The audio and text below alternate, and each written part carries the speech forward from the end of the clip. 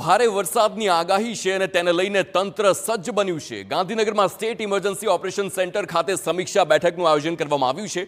મુખ્ય સચિવ પંકજ જોશીએ કલેક્ટરો સાથે બેઠક કરી અને ત્યારબાદ અધિકારી અને કર્મચારીઓને હેડક્વાર્ટર ખાતે ફરજ પર રહેવા સૂચના આપી દેવામાં આવી છે। બનાસકાંઠા, સાબરકાંઠા, અરવલ્લી, મહેસાણા, સુરેન્દ્રનગર, કચ્છ આ તમામ જિલ્લા જ્યાં રેડ એલર્ટ જાહેર કરવામાં આવ્યું છે, એટલે કે અતિ ભારે વરસાદ પડશે તે વાત નક્કી છે। સંભવિત જોખમને ધ્યાનમાં રાખીને વહીવટી તંત્રને સજ્જ રહેવા સૂચના આપવામાં આવી। Political editor Kinjal Mishra phone line પર છે। કિંજલ, જે પ્રકારે બેઠકનું આયોજન કરવામાં આવ્યું છે, કઈ કઈ સૂચનાઓ આપવામાં આવી છે, કારણ કે રેડ એલર્ટ છે અને અનેક જિલ્લાઓમાં રેડ એલર્ટ છે? જી બિલકુલ, આજે આવતીકાલે એટલે કે 6 અને 7 તારીખે જે રીતે હવામાન વિભાગ દ્વારા રેડ એલર્ટ જાહેર કરવામાં આવ્યું છે, ત્યારે ખાસ કરીને 6 તારીખે બનાસકાંઠા, સાબરકાંઠા, અરવલ્લી, મહેસાણા, સુરેન્દ્રનગર જિલ્લામાં રેડ એલર્ટ છે, જ્યારે પાટણ, ગાંધીનગર, મહીસાગર, મોરબી, રાજકોટ અને બોટાદ જિલ્લાની અંદર 7 તારીખનું પણ રેડ એલર્ટ છે તે કરવામાં આવ્યું છે, જેને લઈને મહત્વપૂર્ણ બેઠક છે તે ગાંધીનગર ખાતે યોજાઈ હતી। જે બેઠક લેવામાં આવી હતી તેમાં ડેમના જે જળસ્તર છે તેમાં પાણીની આવકની વિગતવાર માહિતી હતી તે મેળવવામાં આવી હતી। ડેમમાંથી જ્યારે પાણી છોડવામાં આવે છે ત્યારે નીચાણવાળા વિસ્તારોના ગામોને પહેલાથી જ ખાલી કરાવવા, રેસ્ક્યુ કરવાની તકેદારી અલગ અલગ વિભાગ દ્વારા લેવામાં આવે તે પ્રકારની વાત પણ કરવામાં આવી હતી।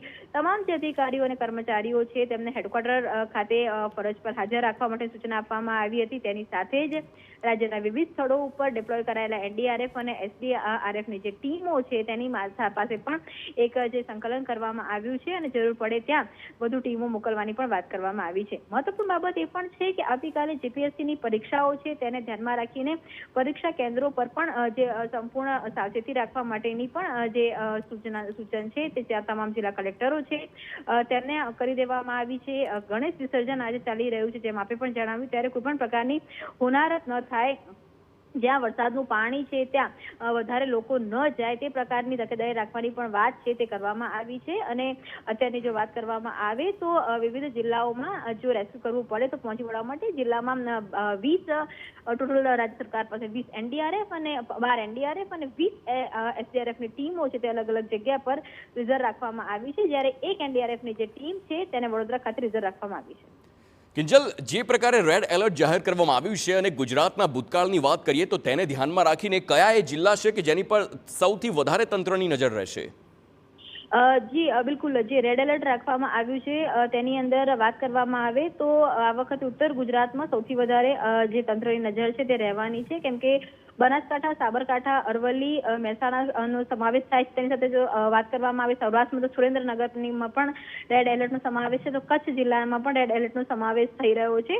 ત્યારે આ તમામ જિલ્લાઓની અંદર તમામ તકેદારીના ભાગરૂપે જે પણ સૂચનો આપવાના છે તે સૂચનો આપવામાં આવ્યા છે। બીજી તરફ આપ જુઓ કે મહીસાગર, મોરબી, રાજકોટ અને બોટાદ જિલ્લામાં પણ ઓરેન્જ એલર્ટ છે, તો ત્યાં પણ જે સ્ટેન્ડ બાય જે પણ તકેદારી રાખવા માટેના સૂચનો છે તે પણ આપવામાં આવ્યા છે।